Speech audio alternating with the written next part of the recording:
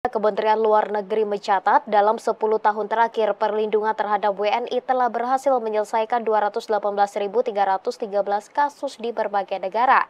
Wakil Menteri Luar Negeri RI Pahala Nugraha Mansyuri menyatakan pemerintah juga telah memperkuat infrastruktur hukum, IT, dan SDM agar mampu memberikan layanan yang lebih baik bagi WNI di luar negeri.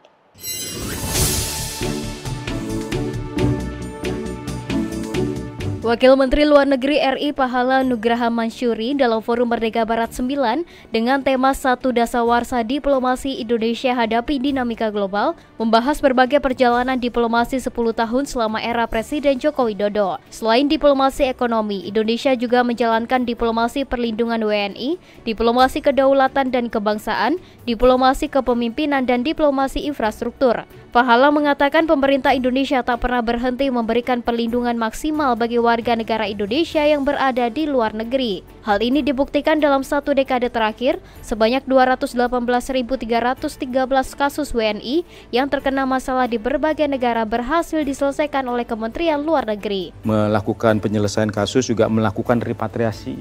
Ada kurang lebih sekitar 18.022 warga negara Indonesia yang berhasil dilakukan dalam berbagai situasi darurat, termasuk juga dari zona-zona yang masuk dalam kategori zona konflik dan juga terkait dengan beberapa bencana alam. Tetapi bukan cuma menyelesaikan dan juga melakukan repatriasi, kita pun juga memperkuat dari sisi infrastruktur hukum dan juga infrastruktur di bidang IT, dan juga bagaimana sumber daya manusia kita di kantor-kantor perwakilan kita juga akan semakin kuat untuk bisa melakukan perlindungan terhadap warga negara Indonesia. Melalui pemanfaatan teknologi seperti SMS Blast, portal peduli WNI, dan Safe Travel, Kemenlu berusaha menjangkau dan memberikan bantuan kepada para WNI yang mengalami masalah.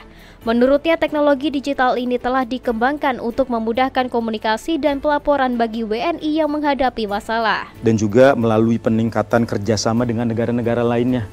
Seperti misalnya secara bilateral kita miliki mekanisme One Channel dengan Malaysia dan juga dengan Arab Saudi yang bisa meningkatkan kepastian mengenai perlindungan terhadap warga negara kita yang berada di luar Indonesia, khususnya yang bekerja di sektor-sektor yang selama ini mungkin dikenal sebagai sektor yang informal. Jadi ini pun juga akan memungkinkan adanya kepastian hukum dan juga perlindungan yang lebih baik.